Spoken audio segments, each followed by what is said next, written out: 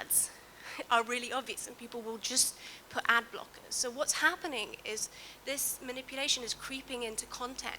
It's called things like SEO, search engine optimization, native advertising. And for me, this is a really sad decline in how we are communicating and what we trust. Yes, there's more information than ever, but the amount of time and resources you have to dedicate to being able to retrieve good information makes it a very elite system, actually. So which leads me to the cocktail trap. And I will finish at this point, I promise. Why do I really think this is a great example of the problem we're facing? Who is familiar with the cocktail trap, with the film Cocktail?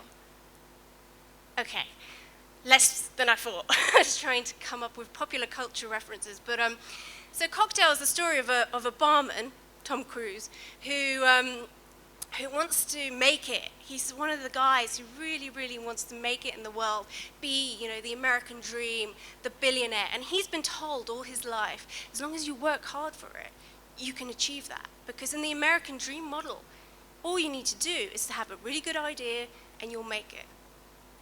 And as the film evolves, basically this doesn't happen. His bar job becomes his real job. And essentially what we learn is that there's a better chance of meeting a rich chick than making it through the conventional grind. Probability-wise, it's just all against you. So you're never going to make it to the top tier through hard work, is what I'm saying. He does actually in Cocktail, but that's only because it's manipulated at the end because it's Hollywood. But that's what the cocktail trap is. It's the perception of being able to get to the top.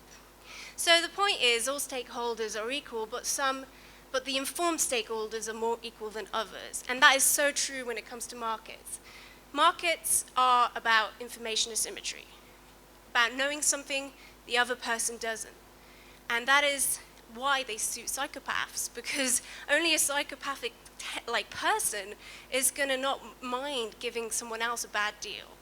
And going back very quickly to Cocktail, it's interesting because there is a part in the movie where he wants to become a banker.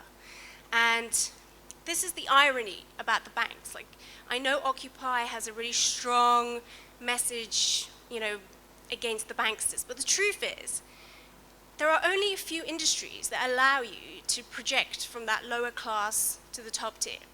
And banking, for a small amount of time, was one of those acceptable channels. Because really, you're not going to do it through entrepreneurship, because the probability is against you. You're not going to do it through hard work, forget about that.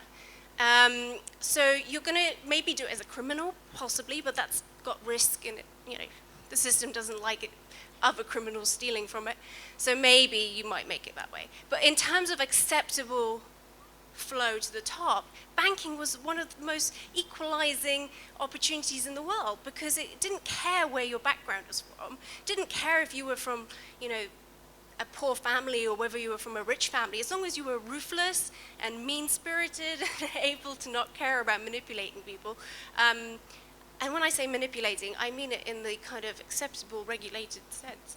And so dark inventory is just one of the products of this kind of information asymmetry where you pretend you have something that you don't, but it's all a big bluff. That's just more on the information paradox. I'm going to skip this slide, but basically it suggests efficient markets hypothesis doesn't really work. You never really have perfect information because if you did, there's a paradox. There is energy that you have to put into retrieving information, and as a result of that, if you have perfect information, you have no incentive to look at it. Paradox.